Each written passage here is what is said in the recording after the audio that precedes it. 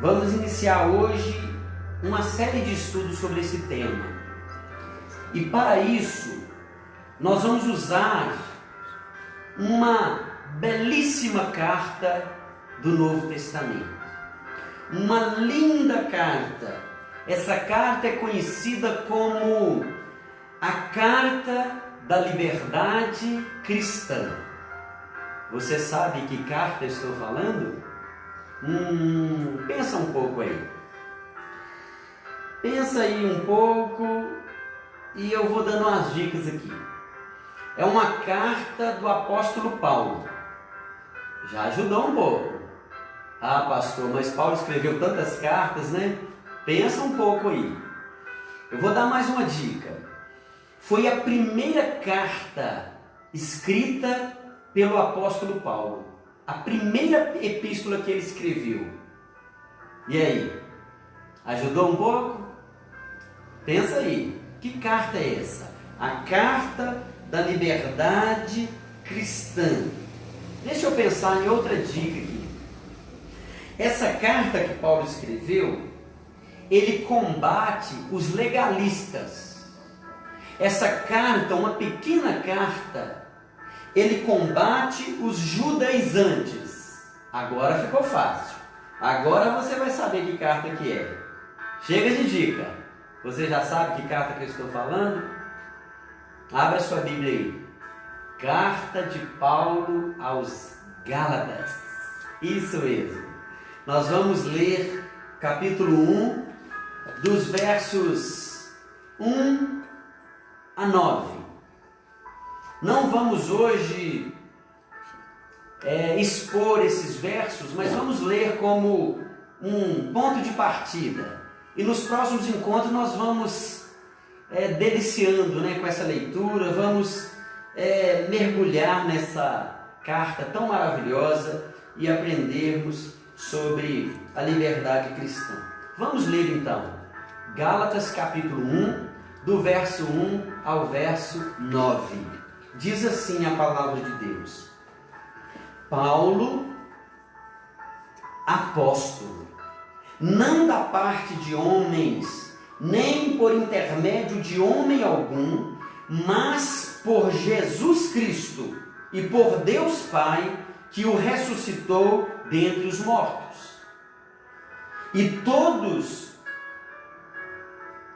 os irmãos meus companheiros, as igrejas da Galácia, graça a vós outros e paz da parte de Deus, o nosso Pai, e do nosso Senhor Jesus Cristo, o qual se entregou a si mesmo pelos nossos pecados, para nos desarraigar desse mundo perverso, segundo a vontade de nosso Deus e Pai, a quem seja a glória pelos séculos dos séculos. Amém. Olha o assunto da carta. Admira-me que estejais passando tão depressa daquele que vos chamou na graça de Cristo para outro evangelho, o qual não é outro, senão que há alguns que vos perturbam e querem perverter o evangelho de Cristo. Mas, ainda que nós, ou mesmo um anjo vindo do céu, vos pregue evangelho que vá além do que vos temos pregado, seja anátema. Assim como já dissemos, e agora repito, se alguém vos prega evangelho que vá além daquele que recebeste, seja anátema. Seja anátema. Aqui está então a leitura dos 9 versículos iniciais dessa carta, a carta aos Gálatas. E como eu disse, o assunto desse estudo e dos próximos que teremos sempre nas quintas-feiras será liberdade cristã. O assunto liberdade é um assunto muito caro para nós. Todo ser humano, seja ele que nacionalidade for, seja ele que condição viva ou que idade tenha, o ser humano, ele preza pela sua liberdade. Nós não conseguimos viver e ninguém gosta de ter a sua liberdade tolhida. Nós não conseguimos viver sem a liberdade. Interessante que nós estamos há quase um mês vivendo essa realidade de isolamento, essa realidade de quarentena, essa tal pandemia do vírus corona. Estamos vivendo essa realidade nos nossos dias. Nós não estamos presos, literalmente, né? Mas alguma liberdade dentro daquilo que era a nossa rotina foi alterada. Alguma coisa mudou. Nós não temos mais alguma liberdade que a gente tinha há uns meses atrás. Por exemplo, quando nós vamos a um supermercado, a gente não chega chegando e entrando como a gente fazia. Principalmente se já tiver mais de 20 pessoas lá. Aqui na nossa cidade, no nosso bairro, está assim. Geralmente você encontra uma fila e você tem que aguardar. Quando uma pessoa sai, outra pessoa entra. Quando duas pessoas saem, duas pessoas entram. Em alguma medida, nossa liberdade foi também alterada. A gente precisa aguardar na porta do supermercado, na porta da padaria. Nós precisamos pedir agora o alimento, não podemos mais entrar no restaurante, pedir um prato e ali alimentar-nos. A nossa liberdade, em alguma medida, foi alterada nesses dias de pandemia. Eu queria que a gente pensasse nisso, porque essa nossa rotina mudou, e ela mudou nas últimas semanas. A liberdade, como nós amamos essa liberdade, ela foi alterada.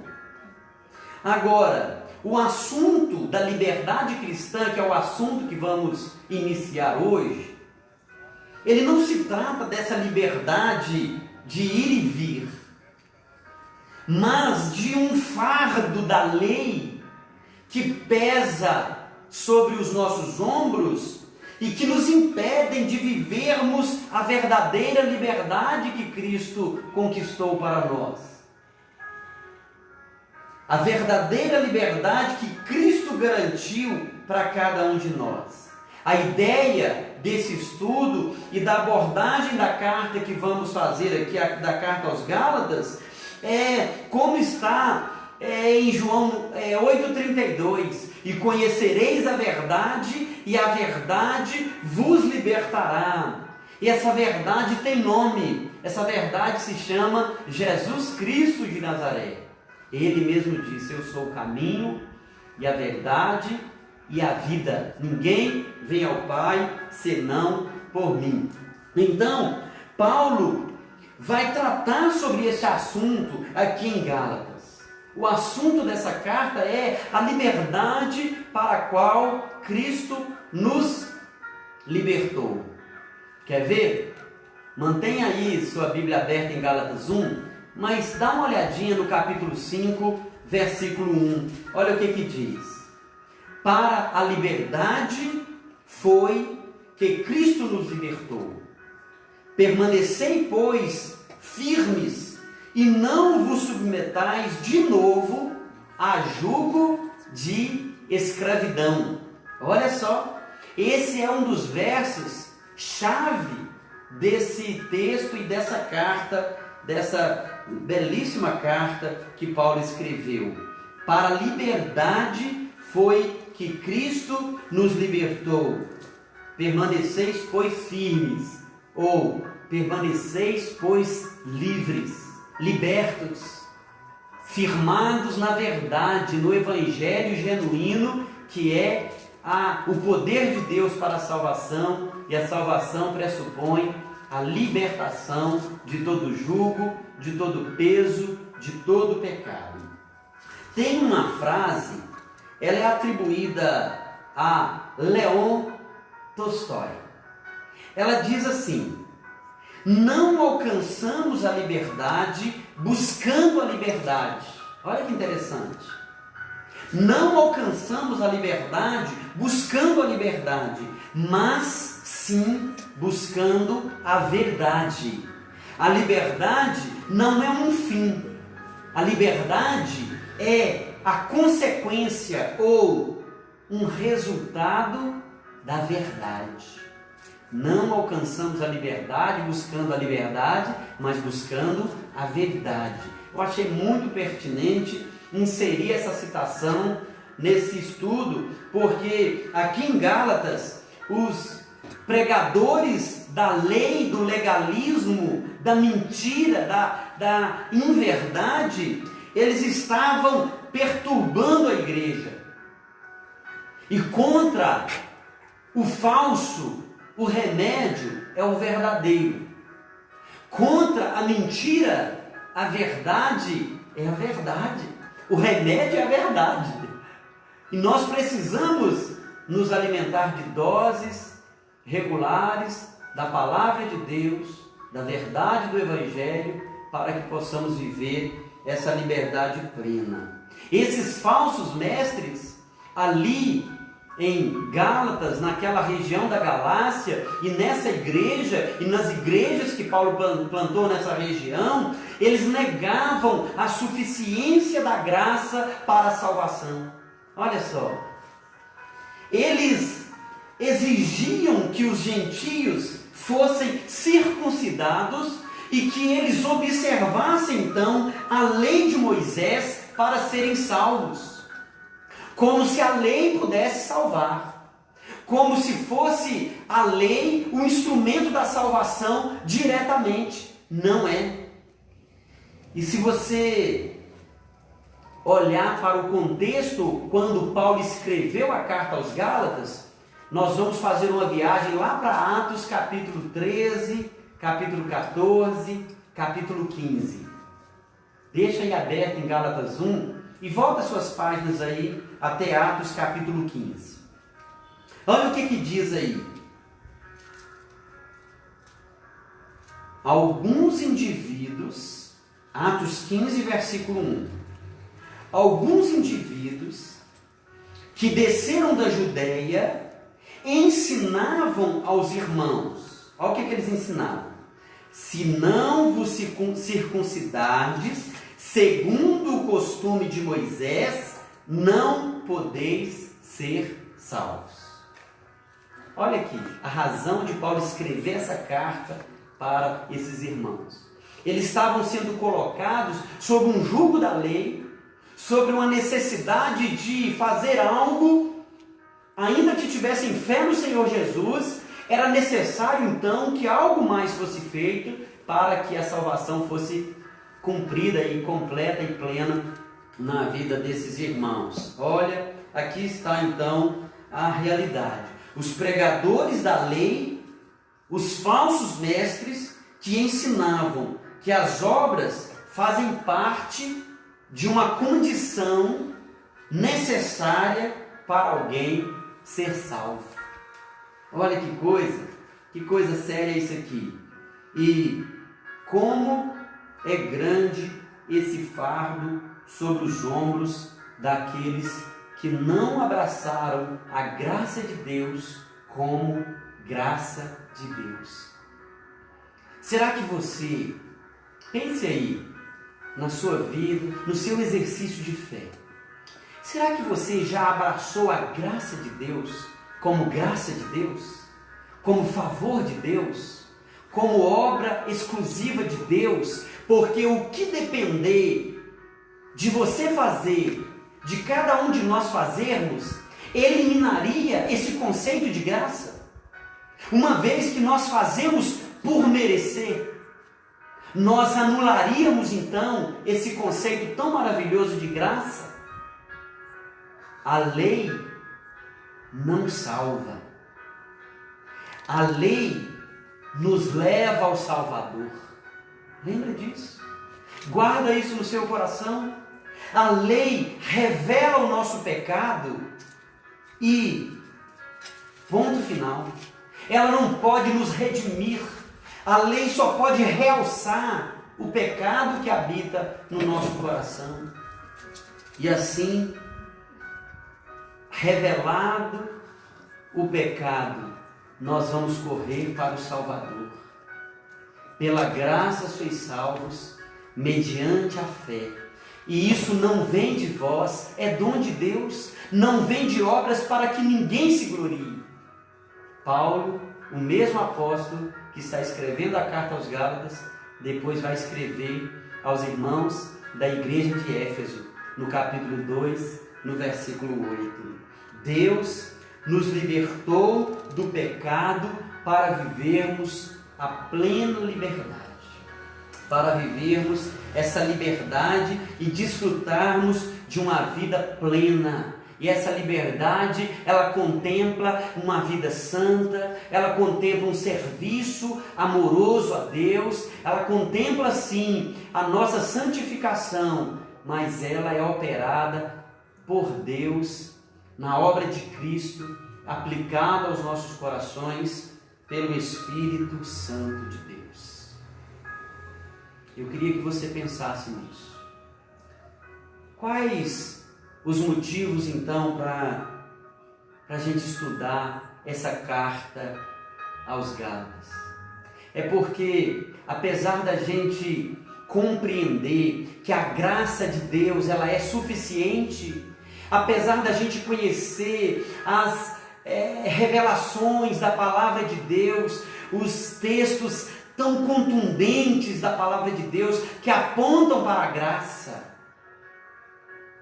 Pela graça sois salvos, Efésios 2. A minha graça te basta, 2 Coríntios 12. A tua graça é melhor do que a vida, Salmo 62. Nós somos chamados a vivermos pela graça, a sermos sustentados por essa graça e a compreendermos o Evangelho da graça que nos sustenta, porque não está em nós a capacidade de nos mantermos diante de Deus. Se Deus for olhar a nossa pecaminosidade, se Deus for procurar em nós algo para que Ele possa nos abençoar, nos salvar, nenhum de nós seríamos abençoados ou salvos. Nenhum de nós seríamos escolhidos. É por isso que Deus não olhou para os nossos méritos, porque nós não os tínhamos nenhum. Mas Ele olhou para os méritos do seu Filho. E Deus se satisfez na obra que o seu Filho realizou em nosso favor. Pela graça somos salvos. Alguns motivos para você pensar. Quais os motivos que temos para estudarmos a carta aos Gálatas? Primeiro, ela nos ensina que só existe um evangelho verdadeiro. Não existe dois, não existe três, não existe mais de um. É um evangelho. O evangelho. Cristo Jesus, que Ele é o evangelho de Deus. Primeira coisa, Paulo vai ensinar aqui que só existe um evangelho. Outra razão, essa carta nos ensina que o homem não é justificado por obras, e sim pela fé em Cristo Jesus. Primeiro, há só um evangelho.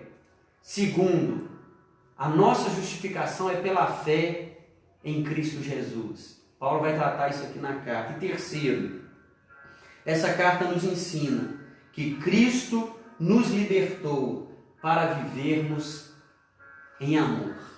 Amor a Deus sobre todas as coisas e amor ao nosso próximo, como nós amamos a nós mesmos. Só uma pessoa que é plenamente livre, ela pode experimentar esse amor tão maravilhoso. Porque a culpa gera medo, a culpa gera ansiedade, a culpa gera dor na alma, gera peso e apreensão, e quem está andando aí por esse mundo, por essa vida, quem está fazendo a sua jornada de vida com o peso da culpa, com o peso da acusação, com a ansiedade do medo, não consegue viver no amor. O amor lança fora todo medo, mas tem muita gente que continua num lugar de medo, que não entendeu ainda a graça que nos transporta para um lugar de amor. E eu queria então encerrar essa meditação, essa primeira parte, essa parte mais panorâmica. Mas eu queria encerrá-la trazendo aqui uma aplicação para a sua vida, para o seu coração, para cada um de nós. A principal acusação que o diabo continuamente faz sobre a sua vida, sobre a minha vida, sobre a vida de cada filho de Deus, é quanto às nossas fraquezas e quanto aos nossos pecados. E ele é perito nisso. Ele é chamado na Bíblia de acusador do povo de Deus, dos filhos de Deus. Ele está constantemente nos acusando. Jesus falou com Pedro: Pedro, Satanás quis te peneirar, mas eu intercedi, eu te livrei dessa peneira, desse massacre que o diabo queria fazer sobre a sua vida. A acusação do diabo, ele vai nos apontar, ele vai nos colocar diante dos nossos erros, da nossa história, do nosso passado. Ele vai nos afrontar, ele vai nos acusar por aquilo que nós fizemos. Ele vai o tempo todo mostrar para nós: você acha que Deus te perdoa? Você acha que Deus te aceita? Você acha que as suas orações são respondidas, são atendidas? Você acha mesmo que Deus vai ouvir você? Com tantas coisas que você já fez, com tanto pecado que você já cometeu? Olha como ele é astuto. Todos os dias, ele nos lembrará. E ele vai fazer isso com sarcasmo, sabe, com deboche, para nos envergonhar. Ele vai fazer isso tentando nos oprimir, colocar uma culpa que Cristo já removeu, colocar sobre nós um peso de uma lembrança do passado, que Cristo já pagou, que a cruz de Cristo, o sangue de Cristo já nos lavou. E ele vai repetidamente e todos os dias e todas as oportunidades trazer sobre nós a opressão pela culpa dos nossos erros. O convite que eu faço a você: venha comigo nessa viagem tão maravilhosa na carta aos Gálatas. Uma viagem conduzida pela graça de Deus, onde a lei já foi cumprida. Sabe por que Jesus veio? Porque nem eu nem você fomos capazes, seríamos capazes de cumprir sequer um dos 10 mandamentos e daquilo que foi a ampliação dele nos demais preceitos e ordenanças de Deus. Nem eu nem você conseguiríamos passar sequer por um dos mandamentos. Por isso Cristo veio, e assim Ele cumpriu a lei, e assim Ele nos representa diante de Deus, como um homem perfeito, um mediador perfeito, aquele que cumpriu por nós. Deixe então que as verdades dessa palavra, que as verdades de Deus no Evangelho da Graça, possa te libertar verdadeiramente. E quando o acusador manifestar uma voz, uma palavra, uma acusação, uma lembrança, lembre a você mesmo, não a ele. Não perca tempo de conversar com ele. Às vezes as pessoas dizem assim, lembra ele, né, que o fim dele está certo, que a gente já sabe o fim dele. Não conversa com ele, não. Lembra você mesmo na sua consciência, os meus pecados foram todos perdoados por Cristo Jesus. A obra que ele realizou é perfeita.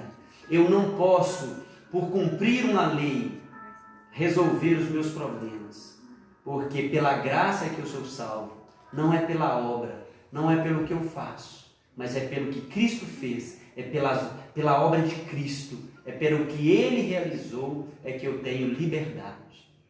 E o convite é para essa liberdade. Que tal esse convite para você? Venha conosco nessa reflexão, nessa viagem, nesse estudo.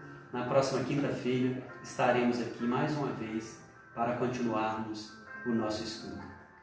Feche seus olhos, vamos orar.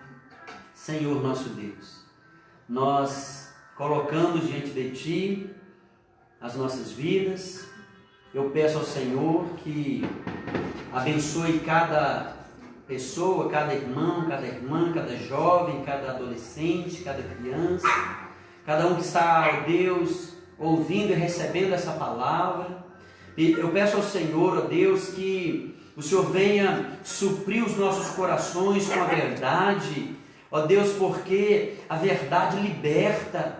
Que o nosso coração e a nossa consciência não esteja, Deus, escrava de nenhum jugo, de nenhuma palavra de homens, nem de nenhuma acusação, ó Deus, de nenhuma pressão por fazer, por merecer, ó Deus, trazer ao Senhor uma série de ordenanças e cumprimentos para que o Senhor possa então se agradar de nós. Não, o Senhor já se agradou do seu Filho.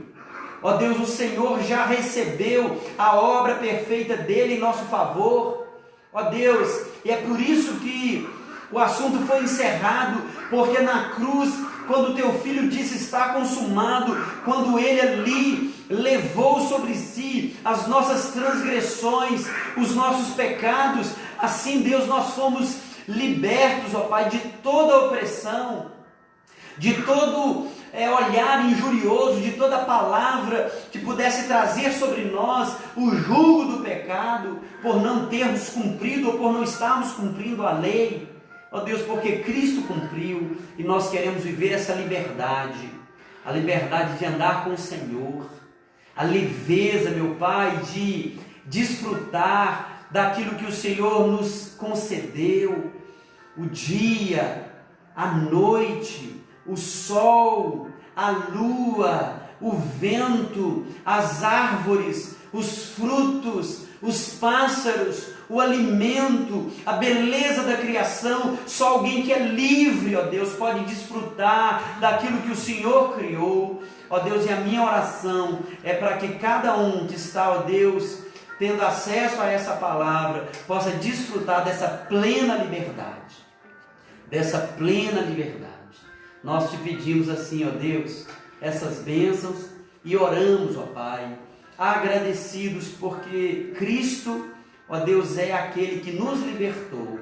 E a tua palavra diz que se pois o Filho vos libertar, verdadeiramente sereis livres. Nós queremos viver essa liberdade.